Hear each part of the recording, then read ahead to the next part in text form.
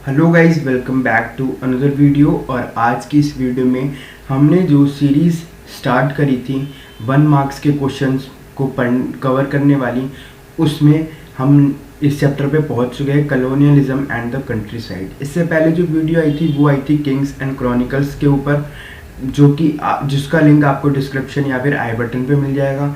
साथ ही में मैं एक और बात बता दूं कि ये चैप्टर जो है ना, ये हमारे सिलेबस का सबसे छोटा चैप्टर है हिस्ट्री का। ठीक है, अगर हम हिस्ट्री का सिलेबस देखें तो हिस्ट्री का जो सबसे छोटा चैप्टर है इस साल वो है colonialism and the country side. और बिल्कुल ही सिंपल चैप्टर है। लास्ट ईयर तक ये बहुत कॉम्प्लेक्स हुआ करता था क्योंकि इसमें बहुत सारे यूनिट्स हुआ करते थे।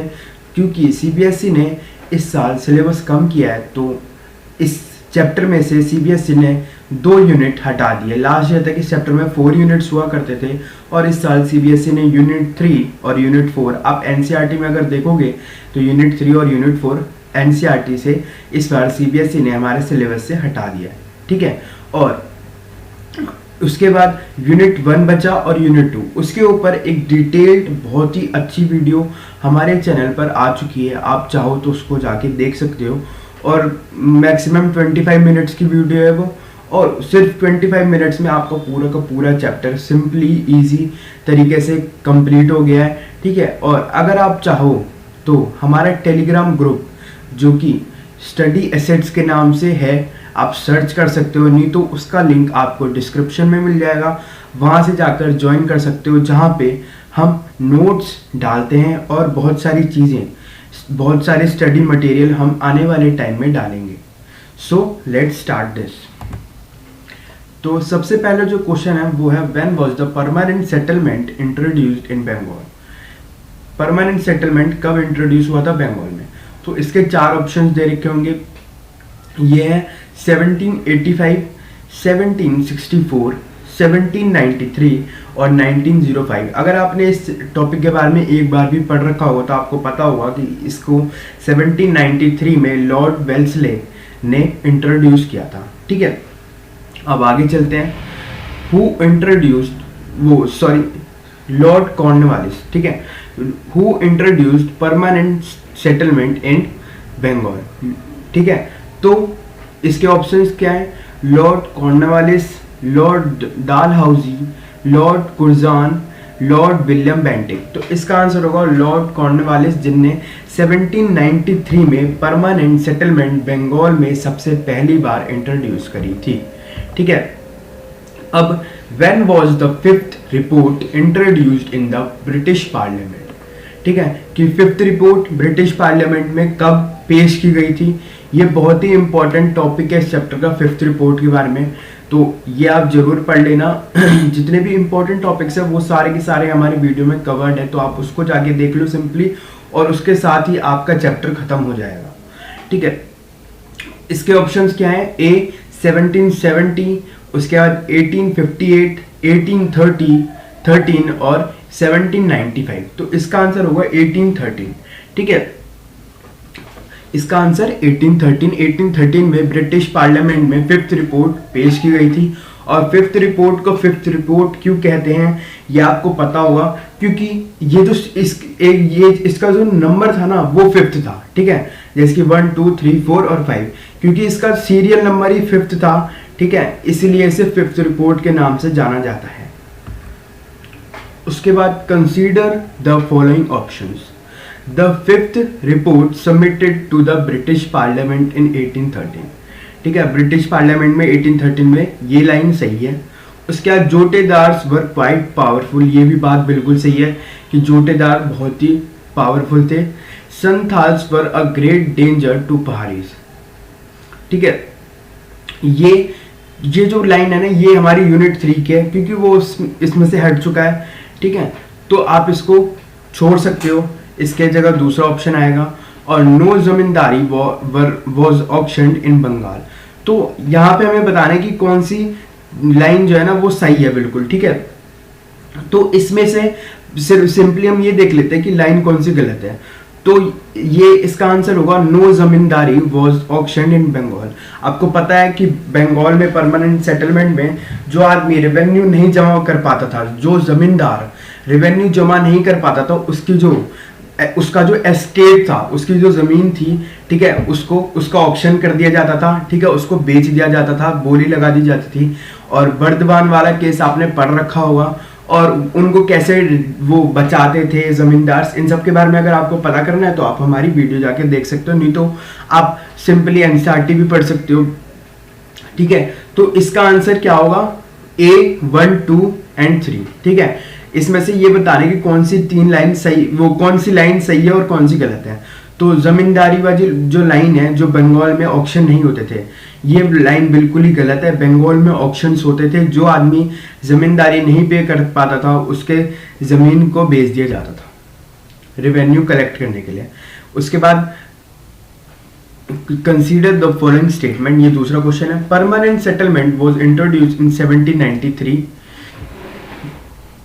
जोटेदार्स वर क्वाइट पावरफुल, ठीक है, ये भी सही है, ये भी सही है। फर्स्ट लाइन, ऑल द जमींदार paid there due very easily, ये बात गलत है, ठीक है। वो अपना जो बचा हुआ वो रहता था ना, वो भर ही नहीं पाते थे बल्कि, ठीक है, क्योंकि अगर कुछ बच गया तो उनकी जो जमींदारी थी वो बेच दी जाती थी। उसके बाद the ryots came to see the money lender as devious and deceitful, ये बात बिल्कुल सही है, ठीक है। रेयोट्स का मतलब आपको पता होगा कि किसान, ठीक है।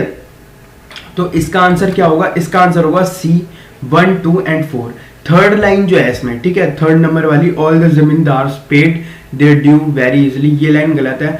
इसमें ये वो आपको पता होगा, परमानेंट सेटलमेंट में ये होता था कि अगर कोई किसान पैसे नहीं दे पाया, जो रिवेन्यू था वो नहीं दे पाता था, तो उसकी जो जमीन थी उसको उसकी बोली लगा दी जाती थी, और जितने भी रिवेन्यू या तो ड्यू है, ठीक है, या फिर जो भी रिवेन्यू बचा हुआ है उसको निकालने के लिए उसकी बोली लगा दी जाती थी और पूरा का पूरा रिवेन्यू वसूल लिया जाता था, ठीक है। The limitation law was passed in 1859 stated that the loan bond signed between money lender and the rayot will be valid only for, कितने ऑप्शंस हैं इसमें। लिमिटेशन लॉ आपने पढ़ रखा होगा। लिमिटेशन लॉ का मतलब हो गया कि जब कोई कर्जदार, ठीक है, जब किसी से कर्जा लेता है तो उस टाइम पे ब्रिटिश गवर्नमेंट ने क्या किया, एक लॉ बना दिया कि सिर्फ कुछ एक स्पेसिफिक टाइम पीरियड के लिए ही वो लोन, एक स्पेसिफिक टाइम पीरियड में उस आदमी को वो लोन चुकाना पड़ेगा, ठीक है। अगर वो लोन उस स्पेसिफिक टाइम पीरियड में नहीं चुकाया तो उस पर टैक्स लगाया जाएगा, ठीक है, उसको परेशान किया जाएगा। तो इसमें इसका भी एक तोड़ निकाल दिया गया था कि अगर किसी ने किसी से लोन ले रखा है और उस स्पेसिफिक टाइम पीरियड में नहीं दे पाया वो, तो उसका क्या करते थे कि नया वो बन जाता था एग्रीमेंट, इसको हम ऐसे समझ सकते हैं। तो इसके ऑप्शंस हैं 3 years, 5 years, 6 years और 2 years। तो इसका सही आंसर होगा 3 year। ये 3 साल का बॉन्ड बनता था, ठीक है, एग्रीमेंट, और अगर कोई आदमी 3 साल में जो पैसा था वो लौटा नहीं पा रहा तो उसके बाद फिर से 3 साल का वो बन जाता था एग्रीमेंट, और ये ब्रिटिश गवर्नमेंट को बिल्कुल भी पता ही नहीं चलता था। हु वर जोटेदार्स, ठीक है, ये बहुत ही इंपॉर्टेंट टॉपिक है जोटेदार्स वाला, क्योंकि ये CBSE के एग्जाम्स में मोस्टली आ जाता है इस चैप्टर से। और इस साल क्योंकि जैसे मैंने कहा कि इस साल टॉपिक्स डिलीट हो चुके हैं तो हो सकता है ये आ जाए, ठीक है। सो आप ये टॉपिक जरूर प्रिपेयर करके जाओ। अब तो इसका ऑप्शन क्या क्या दे रखे हम पहले वो देख लेते हैं। रिजर्व फोर्स, ठीक है, जोटेदार का मतलब रिजर्व फोर्स या फिर रिच पीजेंट्स, रेवेन्यू कलेक्टर या हिल ट्राइब, ठीक है। रेवेन्यू कलेक्टर कौन थे, वो थे जमींदार, ठीक है, तो ये गलत है। हिल ट्राइब नहीं है जोटेदार, और फोर्स भी नहीं है, तो इसका आंसर होगा रिच पीजेंट्स। जोटेदार का जो लिटरल मीनिंग अगर आप देखोगे तो उसका मतलब होगा रिच पीजेंट्स, ठीक है, जो अमीर किसान थे। ये ना एक नया क्लास उस टाइम पे राइज हुआ था, नया क्लास, और उन्हें कहा जाता था जोटेदार, जो कि रिच पीजेंट्स होते थे। The revenue system that was introduced in Bombay Deccan came to be known as, पहला जो रेवेन्यू सिस्टम था वो था परमानेंट सेटलमेंट, जो कि बंगाल में इंट्रोड्यूस हुआ था। दूसरा था जो कि मुंबई डेक्कन में बॉम्बे में इंट्रोड्यूस हुआ था, ठीक है, और वो कौन सा था ये बताना है। मनसबदारी सिस्टम, परमानेंट सिस्टम, रेवतवारी सिस्टम और नोटा, मतलब नन ऑफ द अबव, ठीक है। तो इसका आंसर क्या होगा, परमानेंट सेटलमेंट कहाँ पे हुआ था, वहां पे हुआ था बंगाल में।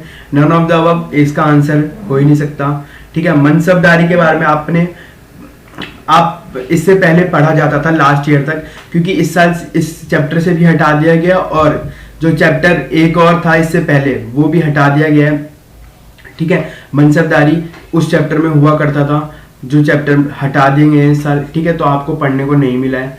तो इसका आंसर जो बिल्कुल एग्जैक्ट है ना वो है रयोतवारी सिस्टम, ठीक है।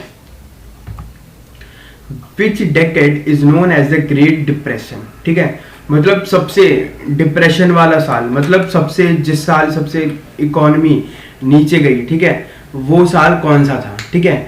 अब क्योंकि हम अभी इसमें कलोनियल टाइम की बारे में पढ़ रहे हैं, तो इसमें हम कौन से टाइम की पढ़ रहे हैं, ठीक है, 1947 से 1947 का जो डेकेड है, ठीक है, वहां तक का सिर्फ, ठीक है, मतलब 1950 तक। 1950 के बाद तो हमारे इंडियन गवर्नमेंट आ गई थी, तो उससे पहले की बात हो रही है, ठीक है। तो उसके बाद का आंसर मत लिख देना, तो इसका आंसर होगा 1930, ठीक है। सो इस चैप्टर में हमने 10 MCQs किए हैं, ठीक है, सिर्फ 10 ही MCQs किए हैं, क्योंकि ये चैप्टर इस साल बहुत ही छोटा है, जैसे कि मैंने आपको कहा। और सब चैप्टर में हम 15, 16, मिनिमम तो 15 MCQs कर रहे थे, और इस चैप्टर में हमने 15 नहीं किए। उसका एक ही रीज़न है, क्योंकि ये चैप्टर इस साल बहुत छोटा कर दिया गया है, और ये चैप्टर बहुत ही ईजी है। सो आप इसकी ज़्यादा टेंशन मत लेना और आराम से पढ़ के जाओ, और बहुत ही अच्छे मार्क्स आएंगे। So let's end this video. Thanks for watching the video. Please don't forget to like, share and subscribe the channel. Thank you.